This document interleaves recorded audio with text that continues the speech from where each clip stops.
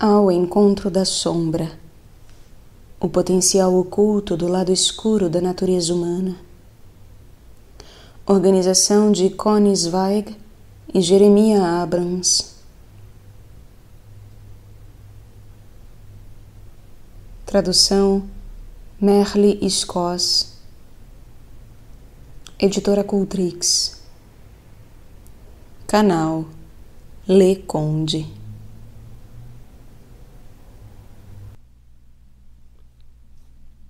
Parte 6. A sombra no caminho. O lado escuro da religião e da espiritualidade. Um discípulo perguntou a um rabino muito instruído por que Deus outrora costumava falar diretamente com seu povo e nos dias de hoje deixou de fazê-lo. O sábio respondeu: o homem não consegue mais se curvar o suficiente para ouvir a voz de Deus. Provérbio judaico. Faz parte das profundezas do espírito religioso ter se sentido abandonado até mesmo por Deus. Alfred North Whitehead. Por detrás da escuridão reprimida e da sombra pessoal, aquilo que foi decomposto e está se decompondo, e aquilo que ainda não existe, mas está germinando, existe a sombra arquetípica, o princípio do não ser, que foi chamado e descrito como o demônio, o mal, o pecado original, a morte, o nada. James Hillman. Uma vida espiritual não lhe poupará o sofrimento da sombra. Sazane Wagner. Introdução. Um dos propósitos básicos da religião é e sempre foi definir a sombra, contrapor o mundo da escuridão ao mundo da luz, e desse modo preceituar o comportamento moral humano. Cada religião tem sua maneira particular de dividir o todo em bem e mal. Quanto mais aguda essa divisão, tanto mais definida a ética humana. Por isso Isaías brada no Velho Testamento: ai daqueles que ao mal chamam bem e ao bem mal, que mudam as trevas em luz e a luz em trevas, que tornam doce o que é amargo e amargo o que é doce. Por isso, o furor do Senhor se inflama contra o seu povo. Então, o universo em preto e branco, o certo e o errado são dois caminhos distintos, um levando ao céu e o outro ao inferno. Os que verdadeiramente acreditam em alguma tradição diriam que se trata de uma escolha do tipo E/ou. Como bem colocou o compositor Bob Dylan, você tem que servir a alguém. Pode ser o diabo, pode ser o Senhor, mas você tem que servir a alguém. Alguns defensores da religião reconhecem o elo entre o lado escuro e o lado claro, bem como a relatividade de cada um deles no mundo humano. Maimônides, filósofo judeu do século XII, disse: o mal só é mal em relação a alguma coisa. A tradição judaica também parece reconhecer o aspecto escuro e o aspecto claro de Deus, sua natureza de ira e de misericórdia.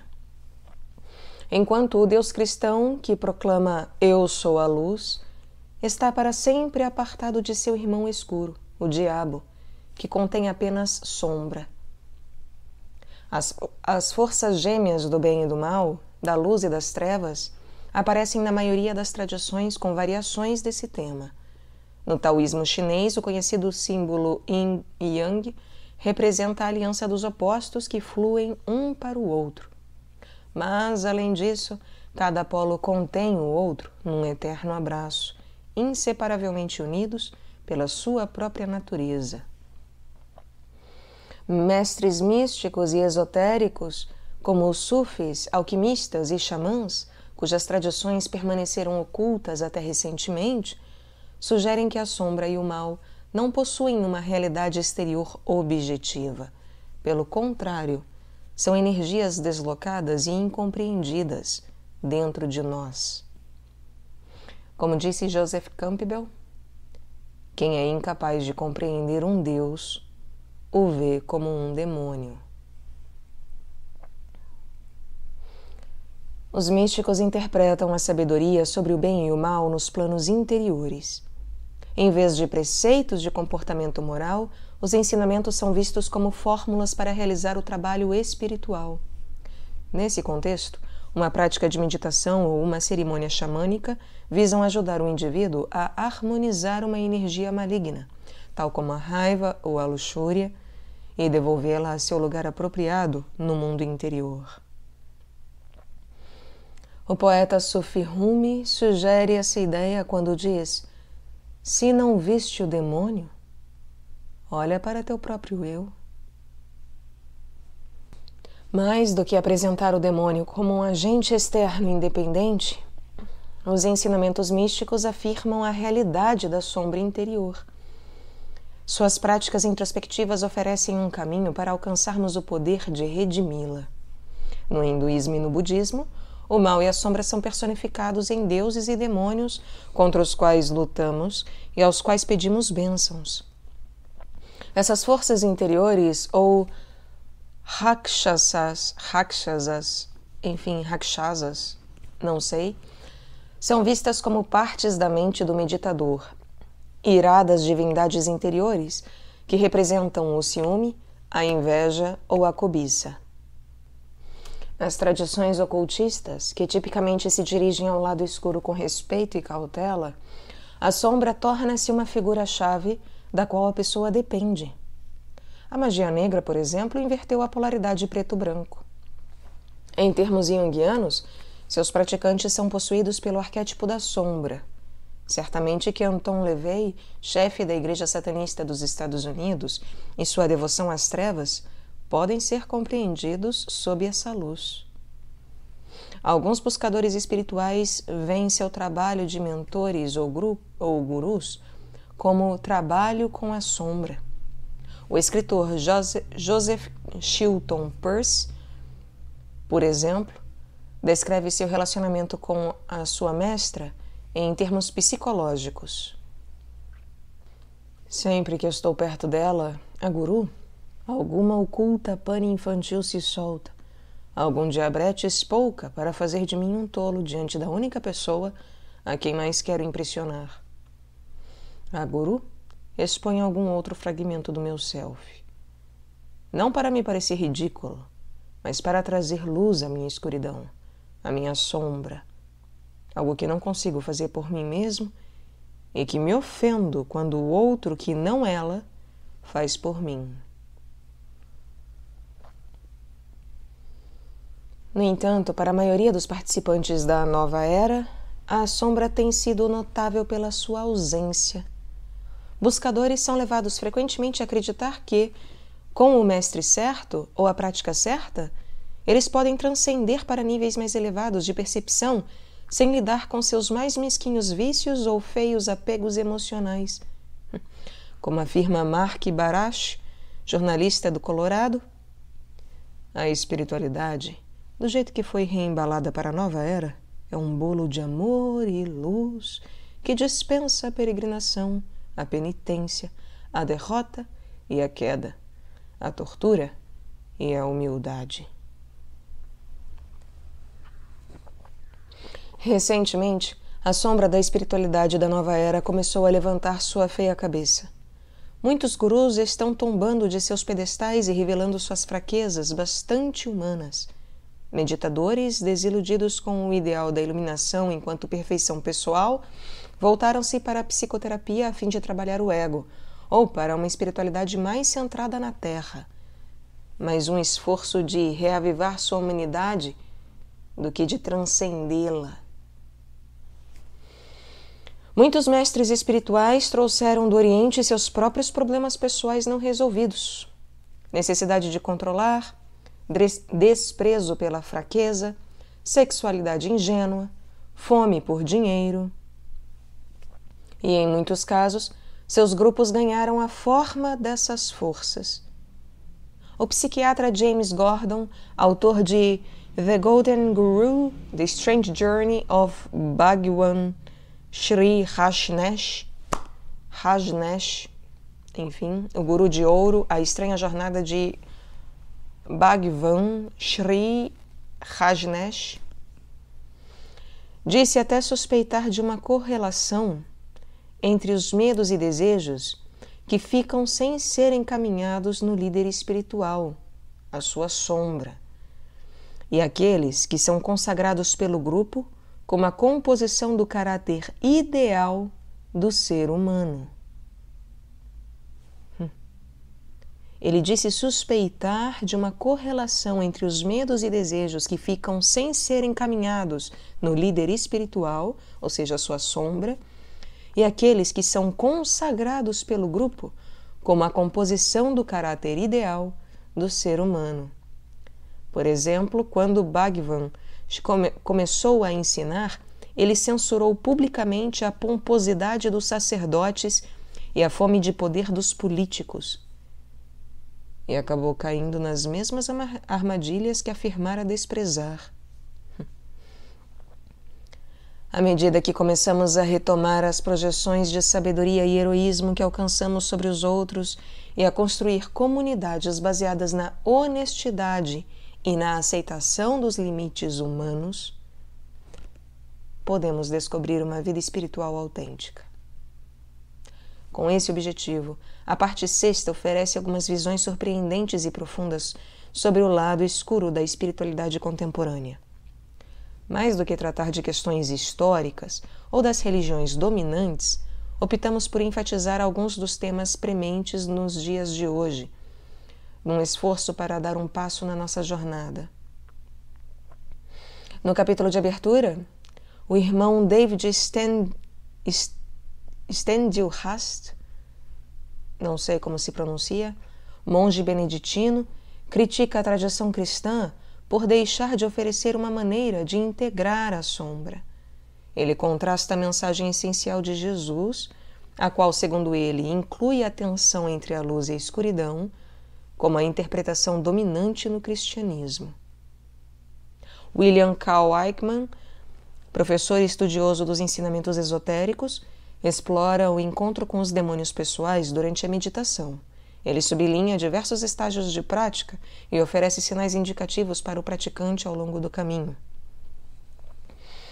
Num artigo publicado numa revista, a Common Boundary, Kate Butler, jornalista da Califórnia, descreve a batalha emocional em diversas comunidades budistas dos Estados Unidos, resultante da exploração sexual, disputas pelo poder e mentiras crônicas de muitos mestres espirituais e de seus discípulos.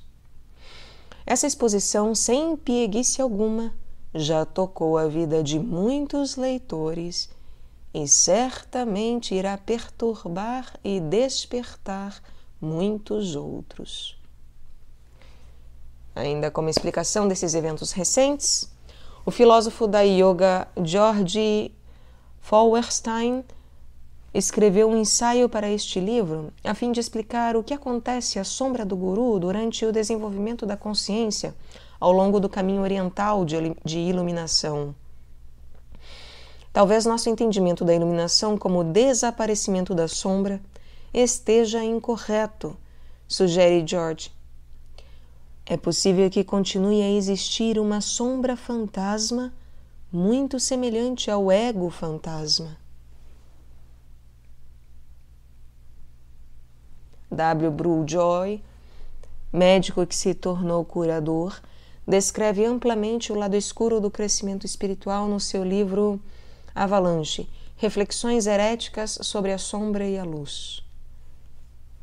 No capítulo que selecionamos, ele descreve sua experiência pessoal na comunidade Nova Era de Findhorn, Escócia, na qual ele se tornou o bode expiatório para a raiva e o medo das pessoas. Liz Green, analista junguiana e astróloga, descreve o lugar e o propósito da sombra no mapa astral. E Sally Nichols conta a história do diabo no tarô. Finalmente, John Babs, da sua visão muito pessoal sobre a crescente objeção ao fundamentalismo nova era e ao vício penetrante da luz, os quais glorificam uma cosmovisão que nos despoja de profundidade.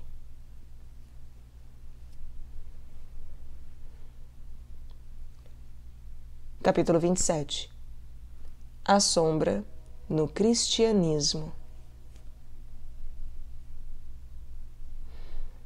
Do irmão David Steindl-Rast.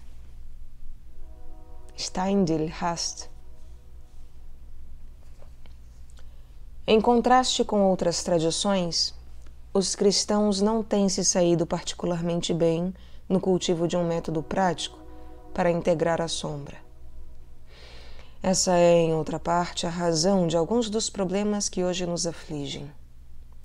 Em seu entusiasmo pela luz divina, a teologia cristã nem sempre fez justiça à escuridão divina. Isso tem implicações no nível do esforço moral. Se lutas para ser perfeito e puro, tudo depende de chegares à ideia certa do que significam pureza e perfeição absolutas. Tendemos a nos deixar prender à ideia de uma perfeição estática, que leva ao perfeccionismo rígido.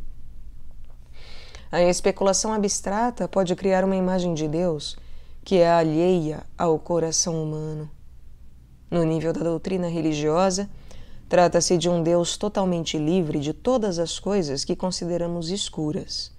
Então tentamos viver à altura dos padrões de um Deus que é puramente luz e não conseguimos lidar com a escuridão dentro de nós. E por não conseguirmos lidar com ela, nós a reprimimos. Porém, quanto mais a reprimimos, mais ela vive a sua própria vida, pois não está integrada. Antes que o percebamos, estamos lidando com sérios problemas. Podes escapar dessa armadilha se voltares à essência da tradição cristã, a verdadeira mensagem de Jesus. Tu o encontras, por exemplo, dizendo: portanto, sede perfeitos, assim como o vosso Pai Celeste é perfeito. Mas ele torna claro que não se trata da perfeição de reprimir a escuridão, e sim da perfeição da totalidade integrada. É desse modo que Mateus o coloca no Sermão da Montanha.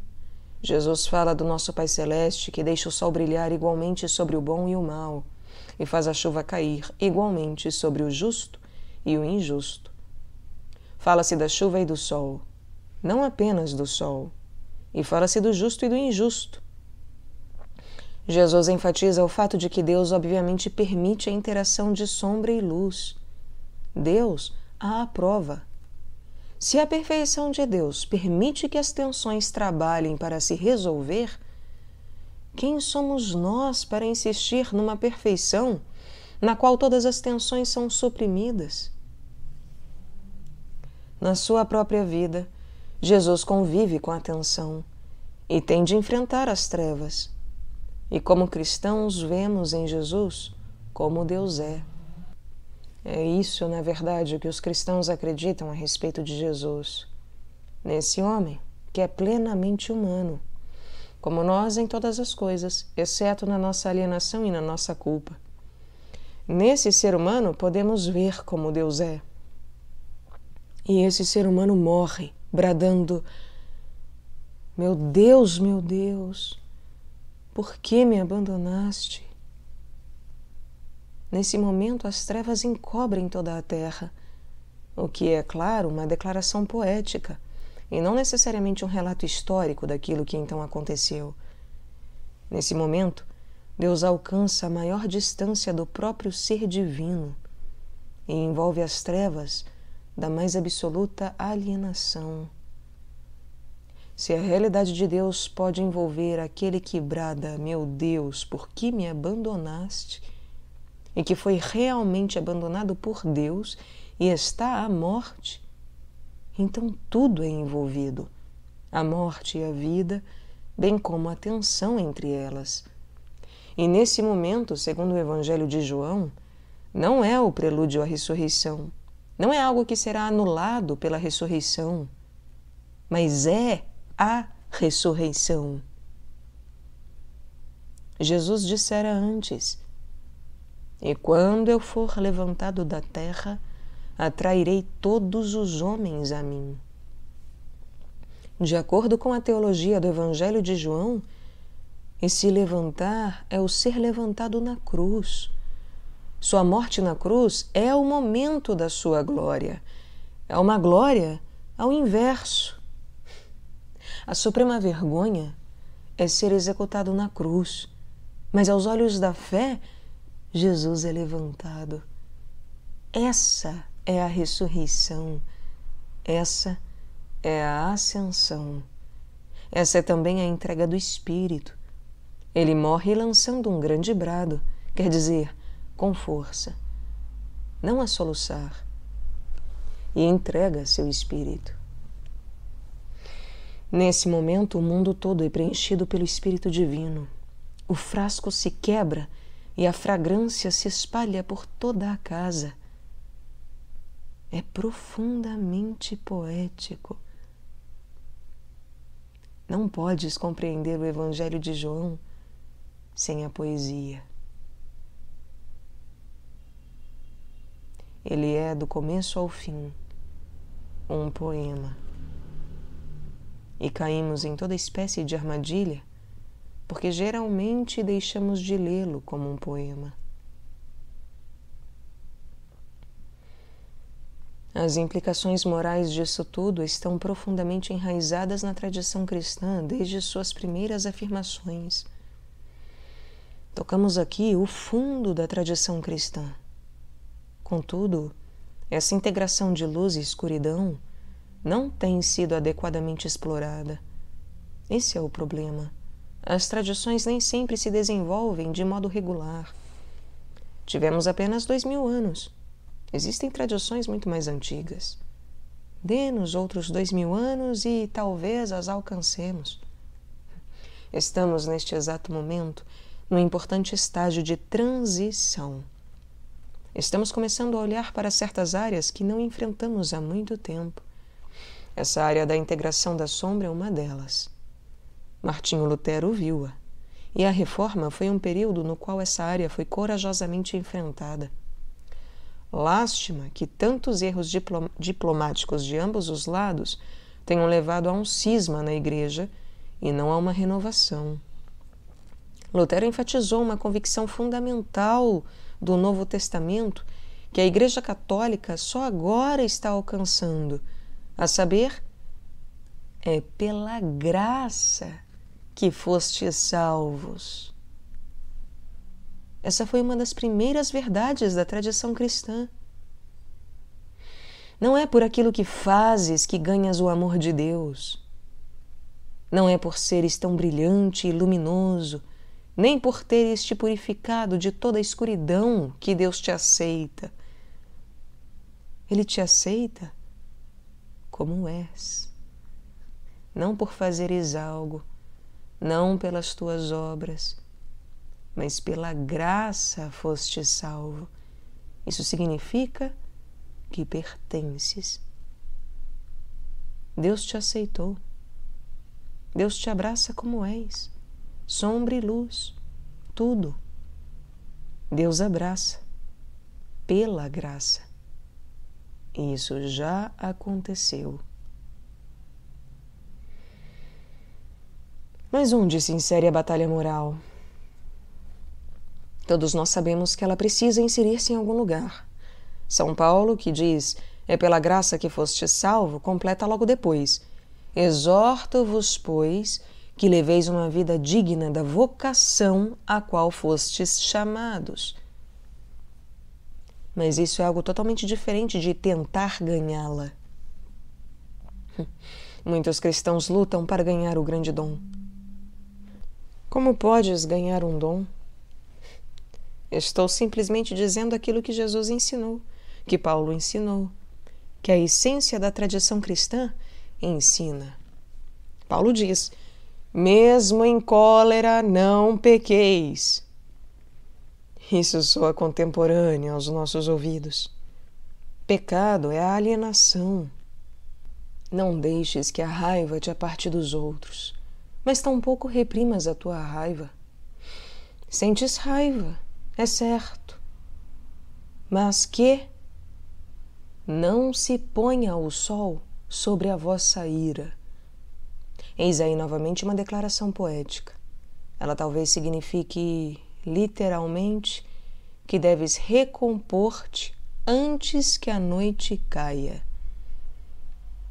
Esse é um de seus mais claros significados, mas também pode significar que não deves nunca, nem mesmo no instante em que sentes raiva, deixar o sol se pôr sobre essa sombra. Vê com que beleza isso foi expresso. Não deixes o sol se pôr sobre a tua raiva. Não deixes que a tua raiva te leve à alienação. Posso apenas tocar esses assuntos, mas espero que isso pelo menos te faça sentir o sabor e perceber que, quando te aprofundas na tradição cristã, por conta própria ou não, encontrarás todas essas coisas. Elas estão lá. Mas então perguntas: por que jamais ouvimos falar disso tudo? Por que isso não foi desenvolvido? Bem, isso ainda não foi suficientemente desenvolvido. Mas aí está. Podes dar a tua contribuição. Quando fizeres contato com a tua tradição, ela deverá ser diferente daquilo que encontraste. Caso contrário, terás fracassado. É tua a responsabilidade de tornar a tua tradição religiosa, qualquer que ela possa ser, cristã ou não, mais verdadeiramente religiosa no momento em que fizeres contato com ela. Esse é o nosso grande desafio.